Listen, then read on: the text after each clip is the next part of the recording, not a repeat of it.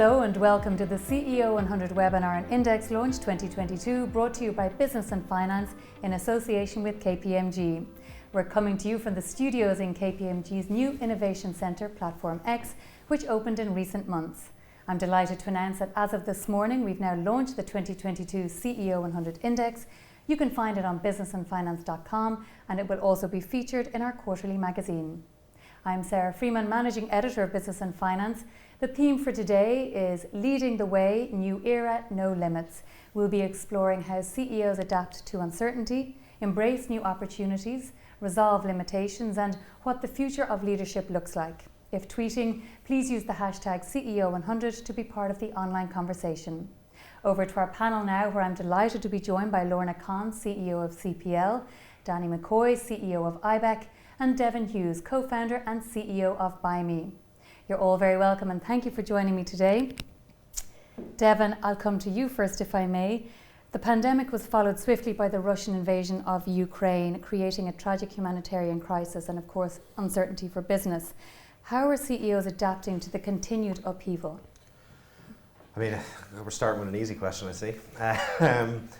I think if anything has come out of the pandemic, it has been that businesses have become far more agile. Leaders, I think, have become far more tactical and probably have developed the ability to react and act quickly more than they potentially had to in the past. So I feel that, you know, as we've rolled out of one crisis very much into another very real one, I think businesses have been more reactive and have been able to take steps quite quickly. And I think, in fact, I've often looked at how fast the world business environment and community has reacted to what's happened in Russia and Ukraine. I think that ability to move so quickly and to create the sanctions that they have had, and for the businesses to react in the way they have had, I think is an indication of how tactical and how agile those businesses have become. Buy Me is half Irish, half Armenian. My co-founder is Armenian. We have a head office based in Northern Armenia with 45 very talented employees, many of which have close ties to Russia and Ukraine. So it's been an event that has had quite close to home for us, for our business. You have a particular perspective on it for sure. And Lorna, you're CEO of CPL, a company that's all about people. How do you think Irish businesses have adapted to the almost ever-changing landscape over the last 2 years, with transition from office to hybrid and an ever-increasing reliance on digitalisation? I think companies in the main have responded pretty well, because if you think about it, 2 years ago, we all went home thinking we were going to be working remotely for 2 weeks. It was like this big, large-scale social experiment. Can we be productive when we're not present in the office? And fast forward 2 years, many organisations are still working remotely, trying to operate a workforce that's dispersed and trying to keep engagement high and hold on to culture that probably is better managed when people are together and in an office environment. So to be fair to companies, we've had to respond very quickly and very agilely in the face of just an enormous challenge and crisis, and certainly for CPL at the time, almost immediately we were in crisis management mode. And I remember us talking with group IT and thinking, well, how can we get our people more engaged with Microsoft Teams and maybe offer or introduce a little bit of flexibility into the working day and the working week. And then overnight, all of our employees, our internal employees, were working on Microsoft Teams, and it was one of those digital technologies that opened up a whole new world of work for us and enabled us to stay connected and to stay engaged with our people. And it forced us, and I'm sure like many other companies, it forced us to be really creative and innovative in terms of how we connect with our staff and how we manage engagement and how we ensure that we don't lose the very essence of our culture, all the while when we're disengaged from each other in a physical sense. So I think companies have performed well, and really it's incumbent on us now to take all of the positives from the past 2 years and make sure that we hold on to them tightly as we move past the pandemic. Right, so it's an interesting way to put it. The 2-week experiment became a 2-year reality. Absolutely. And Danny, you're Chief Executive of Ireland's largest business representative body. What have the critical factors to success been during this time, in your opinion, and are there any examples you can point to? I think Lorna really caught it there. It's been that idea of being able to pivot to a new circumstance, and I guess one of the features we'll talk to a little later on is the pandemic was very physical. You know, we knew that physical proximity could be dangerous. Some of the other challenges I think that we'll talk about a little later on with Ukraine, but also the genie being out of the bottle on inflation, is not an all in it together scenario. And given that society is now permeating into business in so many ways, it'll be also interesting to see what differential will come from inflation, because inflation will have winners and losers. And it'll be interesting to see if that changes behaviour inside organisations as well. So it's a fascinating time to be a leader in business. You know, you might see it as challenges, but actually it's very dramatic moments. And so, you know, one crisis after another. I'm mindful of Churchill's description of history. You know, it's one damn thing after another. And we're certainly living through history at the moment. So it's too early to tell who's got it right, but it's definitely interesting. Well, that's a really interesting way you put it, society permeating into business, and it's a neat segue into my next question for Devin. Devin, the Buy Me story is one of real ingenuity and success, but we know that some businesses have thrived with the opportunities that were presented, while others have not been so lucky. I suppose, what would you point to as key factors to success? I mean, is there a magic formula? There's definitely a formula to success. It's not, I don't think it's by accident. You know, Buy Me is my 5th business. I'm not ashamed of it. I often tell people I've had 4 spectacular little failures. Spectacular to me, not to anybody else. Before Buy Me became what it is today. And you know, a lot of people often think that we came about in 2020 when COVID happened. We launched in 2016. So we were around long before COVID arrived. It's just that a lot more people heard about us, you know, once the pandemic really hit. So I think, you know, timing is probably the most important element of success, I think, for any business. And I think the most important thing for any leader is to be able to read the market and think about the macro impact that it might have on their business, and think about what they can do at that time, at that moment, that's going to have the most impact for not just their business, but for their people and for their customers. And I think, you know, we've always punched above our weight as a business. You know, we're probably the fastest growing, well, we're the largest same-day grocery commerce platform in Ireland, but probably the fastest growing consumer platform to come out of Ireland in a very long time. And we're now obviously just announced a very large deal with Asda for expansion across the UK. And that has come from finding great talent, being very careful with our capital. You know, we've only raised 15.5 million over the last 6 years, which, if you look at businesses like us and platforms like us, is a drop in the ocean. You know, when COVID hit, we became the #1 food and drink app in the country, ahead of billion-dollar players like Uber and Deliveroo and Just Eat.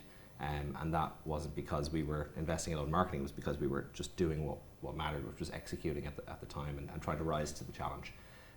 So I think for any leader, you know, dealing with fast-moving environments, focusing on your people, focusing on putting your resources to what's going to make the difference for your business in that moment, and watch what's happening around you very carefully.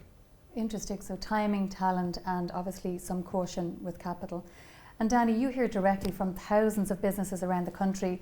What limitations or barriers are impeding success? And I mean, what are your members telling you?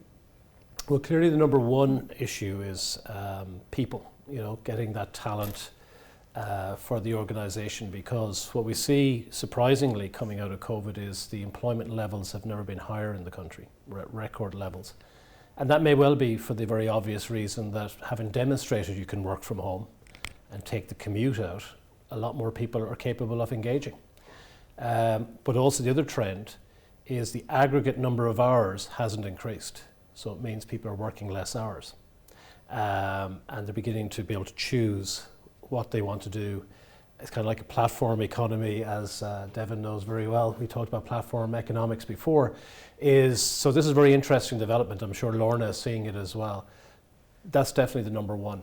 But when we say no limits, I think that the issue about inflation getting out of the bottle at this stage is the probability of a recession is coming much closer to the globe right now, because in order to squeeze out inflation, they'll have to take down the level of economic activity, and it's very hard to get it precise. You might go too far and the engine could stall. So I think business leaders have to have that in the back of their mind. There may be a possibility of shrinking your way to greatness as opposed to growing your way to greatness. And I think that's something that leaders need to put into their sights right now. Going back might be the best strategy for some businesses. So sounding a note of caution there.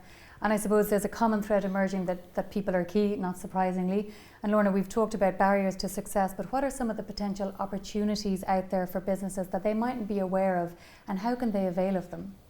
Opportunities in respect of attracting talent, is it, Yeah. Sarah? Well, I think, look, the sectors that we engage with, which is really every sector that employs staff, are all performing very well. So we've never seen such extended activity, I suppose, that is common across all sectors. So there is a lot of activity there from a business perspective, and I suppose to engage in that, you need to have a team. You need to make sure that you've got the capacity within your organisation to deliver on the business opportunities and the service opportunities. So that kind of war on talent that we've been speaking about is really prevalent right now across the industry. And organisations are having to work really hard to make sure that they can secure the right type of talent for their organisation. And not only attracting new talent, it's also about retaining the key talent that they have in their organisation, because it's a very tight labour market. There's a lot of opportunities, as I've mentioned, sectorally for all candidates and employees within the Irish economy. And it's a real kind of fight to retain what you have and to attract even better talent. So it's the organisations who are spending a lot of time in terms of managing their own story and their own kind of people value proposition. They are the organisations that are winning the war of talent right now.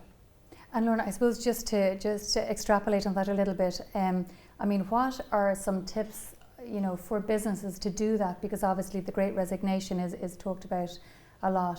What specifically can businesses do to retain and attract talent? Well, I think first and foremost, what's absolutely critical is that organisations purposefully design their people value proposition, and that's what's termed PVP. And a well-designed PVP will be a multidimensional approach to the value that an organisation will create in the life of a current and a future employee over the term of their employment with an organisation. And it can cover the mission of a company, how the company enhances the well-being of employees, what their remote working practices are, how they commit or contribute rather to their local communities, right the way through to how an organisation enables an employee to grow within the business. And I think the organisations that are spending the time and developing proper PVPs are the organisations that become destination organisations for current and future employees. And certainly they're the types of organisations that are standing ahead of their peers with respect to retaining and attracting talent. Some great tips for our viewers there. Thanks, Lorna. And Devin, what is working for you in that respect in terms of attracting talent and retention? I think a willingness to have an open mind. I think when we first launched Started By Me, I was quite nervous about the idea of having an office outside of Ireland. But actually our business, I just got back from Armenia last week. We have 45 full-time employees. The last time I was there pre-COVID, we had 8. So it was quite surreal to go back and experience how big the business has gotten over there and how many great people we have. But we focused on a couple of things. One, making sure that we have a great technology communication infrastructure, and that from the very get-go our employees are able to connect with each other and collaborate and communicate. We incorporated very early on in the business core values as a business. Communication and collaboration. Think tactically, act strategically, and trust in one another, and create trust for the stakeholders of the business: customers, shoppers, investors, and the likes. And so giving people something to rally around, I think, was quite important. We also do regular, monthly town halls for the whole company to get together virtually, so that everyone understands what's happening in the business at a macro and micro level. And then finally, when we're interviewing, when we're engaging with potential candidates and potential talent, we're looking for missionaries, not mercenaries. And we say that openly and proudly to everyone who interviews with us. Because we want them to know that they're joining a mission-orientated business. We're on a mission, we have a vision, and we want them to come and be a part of that and leave their stamp on the business. I often tell our employees I don't expect them to work for our company for life. In fact, I'd rather that they didn't, because it means that they'll probably not do themselves justice in their career if they only work for one company. And when people move on from our business, we wish them very best. We do what we can to support that, and we call them alumni. Because we feel that they've been with us for a period of time and that we're a part of their journey as much as they're a part of ours. Very interesting. Missionaries, not mercenaries. Okay, I'll remember that. And Danny, what are you hearing on the ground? Is it more that companies can be done? I mean, you've heard obviously some really interesting tips there for our viewers. Is there more that people can do?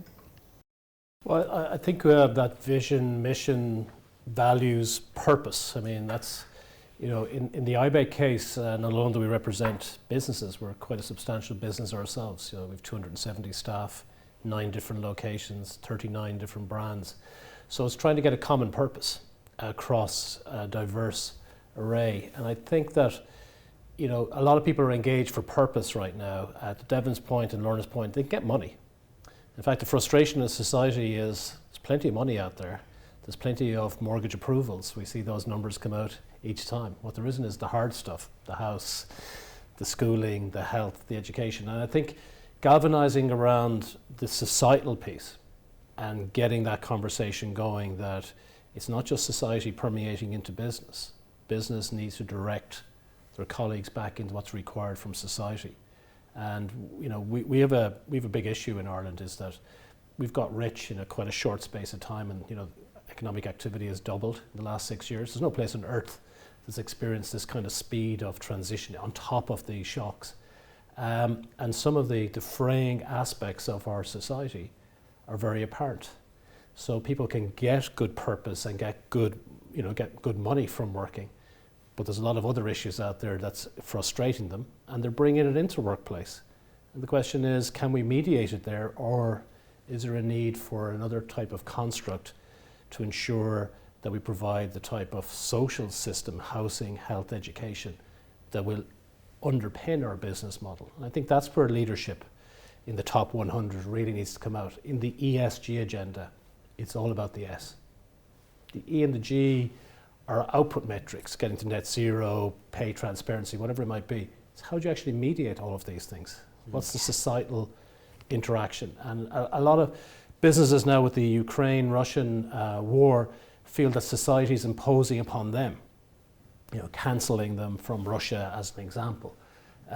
But business and employees need to start to shape the society. And I think we need to get the directional flow coming out of the businesses collectively with our people to change the society.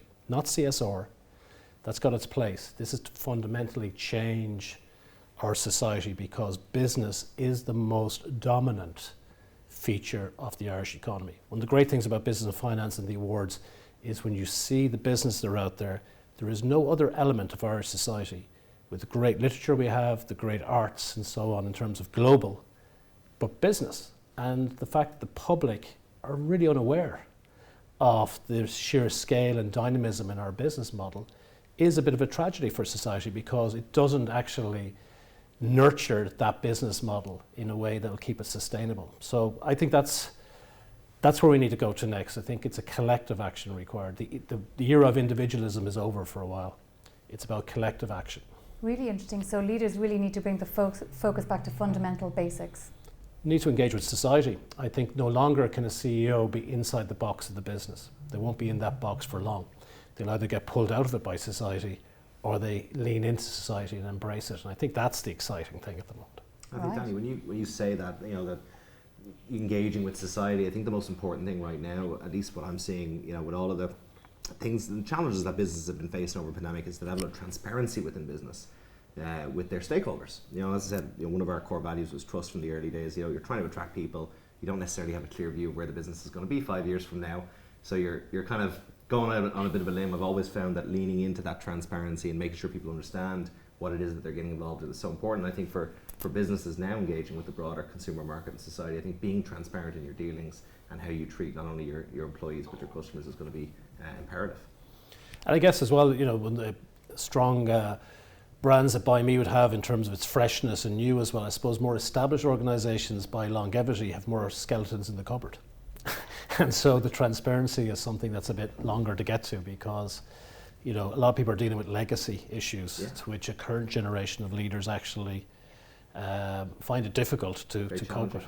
Yeah. But also companies, I think, more and more you're required to have a much more transparent and open moral compass, like we've just seen in recent days, Heineken and Carlsberg withdrawing from the Russian market, and I think there's a really strong sentiment that says that you should not do business at any cost. And I think that kind of societal impact or your social footprint is so fundamentally important to businesses, more now than ever, that leaders have to make sometimes a moral decision that will cost them money, that will cost them an impairment to the balance sheet and with respect to an investment, but that it is fundamentally the right thing. And to live and to do business with purpose and with as high a moral code as you possibly can, I think is the only way that leaders in this generation are going to ultimately succeed. Really interesting. So the issue of transparency is so pertinent, and I suppose it brings me to my next question for you, Lorna, which is, what does the future of work look like? And I suppose an element of transparency is going to be key to that. Absolutely, and I think there's a few things that I see being prevalent really in the future of work. First of all, this concept of global mobility. I think organisations who have been working remotely for the past 2 years should no longer feel kind of constrained by the boundaries of the conventional office networks. So, there's this emergence of lots of companies who are supporting organisations to hire in talent maybe outside of the jurisdictions that they may have operational presence, and those companies will do HR, tax, legal and employee compliance, etc. So this notion of the world becoming almost a much smaller and accessible space has really borne true during the 2 years of COVID. And we in CPL ourselves, we're a large company, we employ 15,000 staff, we operate in 12 countries. We now are trying to leverage that talent as much as we can cross-jurisdictionally and really trying to push the boundaries, I suppose, of our identity as an organisation. And I think related to that, leadership is an area which is going to have to continue to evolve and adapt. And I think this expectation that leaders now adopt a higher trust, higher collaborative approach to how they lead. And I think that's in response to a more diverse and globalised workforce, and particularly coming out of a 2-year pandemic. I'd probably go a step further. And I think leading with compassion and empathy is actually something that's really important to employees, and it's something certainly the newer generations definitely buy into. The old ways of working, command and control, they just don't wash anymore, and it's not going to be a successful formula for leaders coming into the future. I think a hybrid working model is here to stay. It has to stay. There's been so many positives about people having the flexibility to work remotely, so many productivity gains. Certainly we've seen across our organisation that it would be very foolish of us to revert back to the norm after 2 years, which I think is probably impossible to do because we've broken that kind of normal way of working.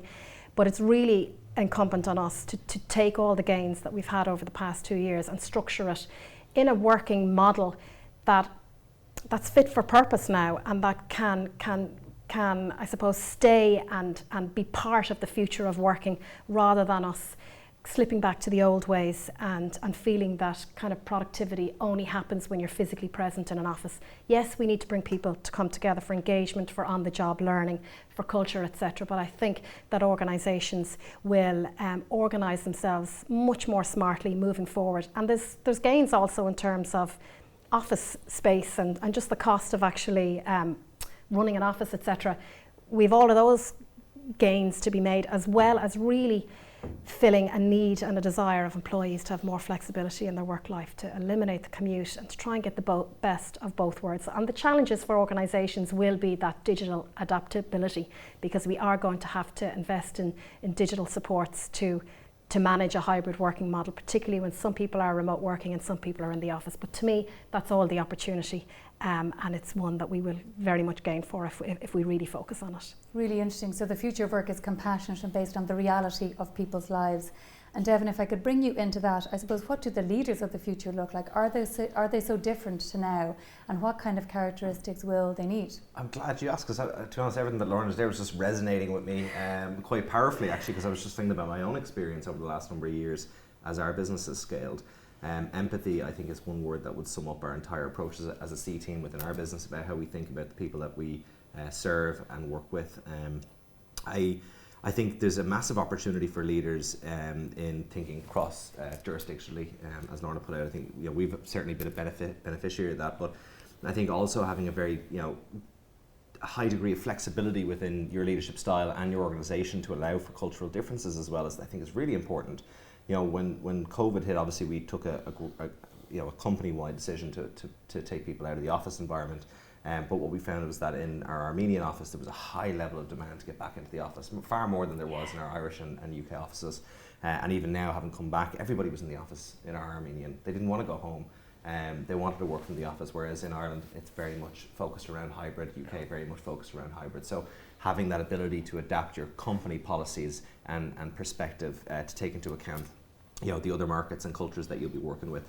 I think in the early years, you know, we were nervous about the idea of having, you know, well, I was nervous. Art, my co-founder, was very confident, as you can imagine. But you know, building an organisation that would allow for that cross-jurisdictional collaboration, thinking about things like language, proficiency, making sure that people would be able to communicate effectively and share information, but without missing out on talent of people who may not have that level of English proficiency. So creating a framework, you know, we have regular English training in our offices for all of our staff in Armenia to be able to benefit from and kind of upskill.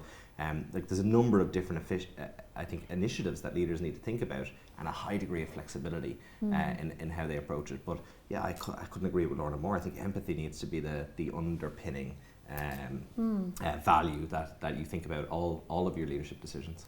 So Danny, empathy and flexibility, does that resonate with you, and what other characteristics do you think are needed into the future? I better say yes, don't I? You know? No, I don't recognise empathy. But no, I think that's true. It's like one of the features, I suppose, that we've had conversations about is the overlapping generations that exist in the workplace. And an interesting question is, have those generations narrowed in the sense that we have more of them in the workplace at one time, not measured by length of time, but in terms of values and purpose. And one of the things I am concerned about is the kind of adage, they're my followers, so I have to follow them. You know, leadership is about actually sometimes being contrarian and trying to see what's time consistent.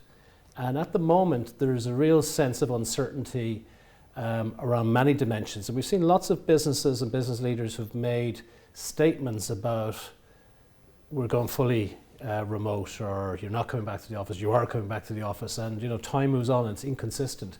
So I think leadership now is trying to scan the horizon, and even if it's unpopular, to make some hard calls for the sake of the business, because right now in the economic cycle, it's definitely the strength is with the employee, not the employer in the labour market.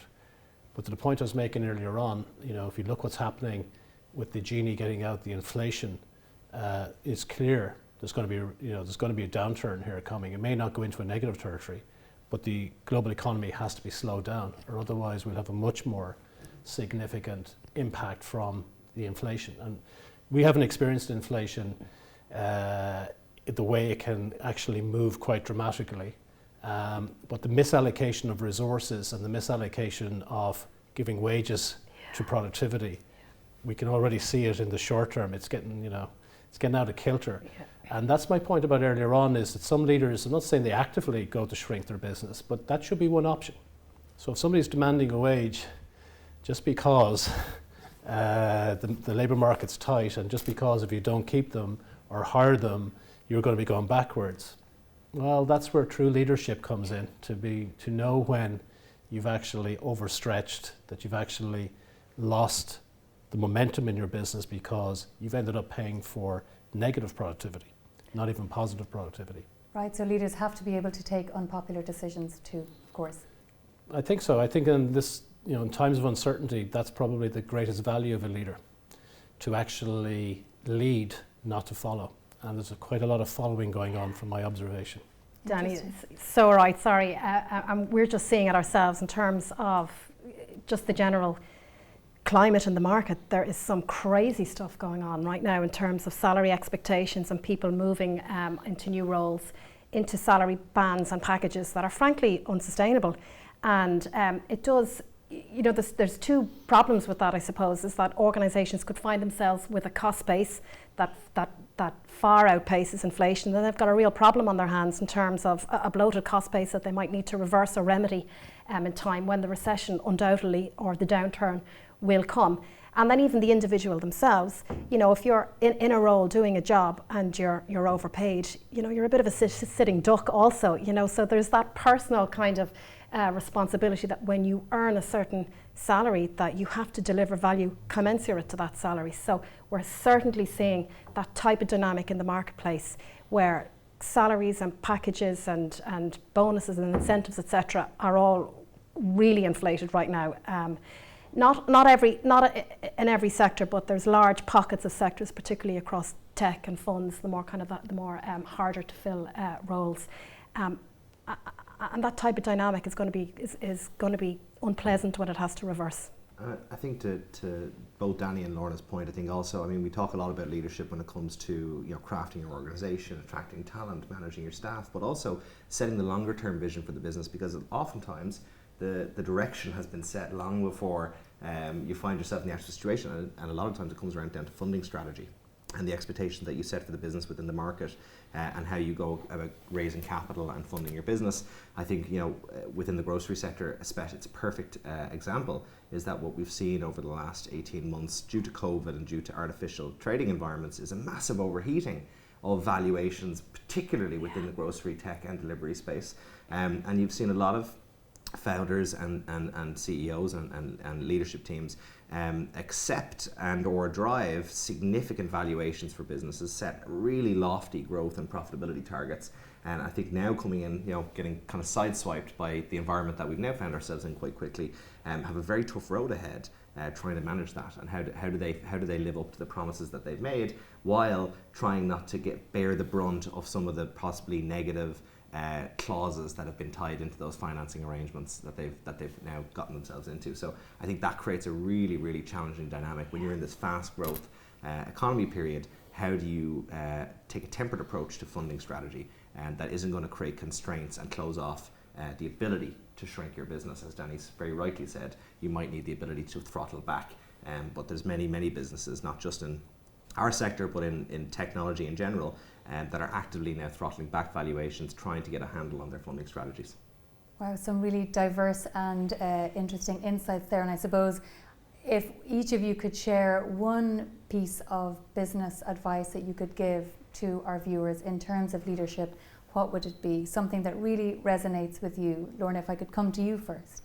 For sure, I think, I'm really passionate about leadership styles, and I'm really passionate about leaders adopting a more, as I've mentioned, a more compassionate, empathetic style of leader to encourage trust and collaboration and engagement. So my piece of advice is not necessarily even just for the leader at the top, and clearly that's important, but it's for investment in the soft skills, and those type of soft skills in the leadership layers right the way through an organisation, I think is becoming more and more necessary these days, and it's important for organisations to try and upskill their people leaders with all the tools that they possibly can to make them effective leaders, particularly in an environment where candidate shortage is so pronounced.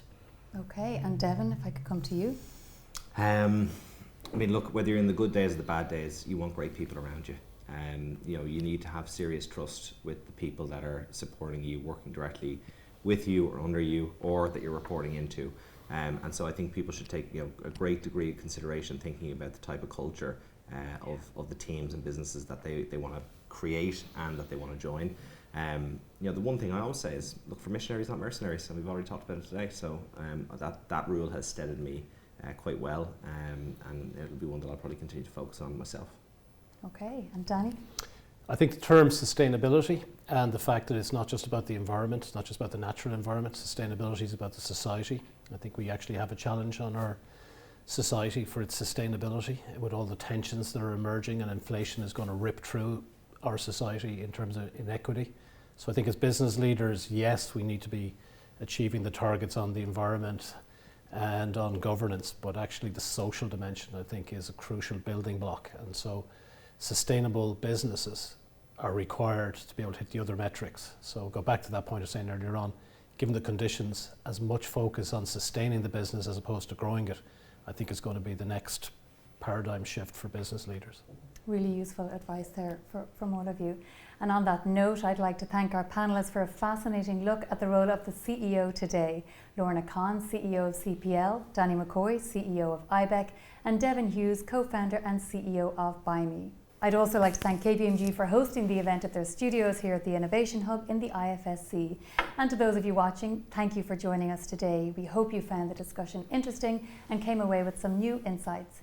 And a reminder that the 47th Business and Finance Awards in association with KPMG is coming up on the 12th of April at the Convention Centre, Dublin. We'd be delighted to have you join us. Please see businessandfinanceawards.com for more information. Now, congratulations to the CEOs who are part of today's index, which I'm delighted to officially launch as part of the webinar.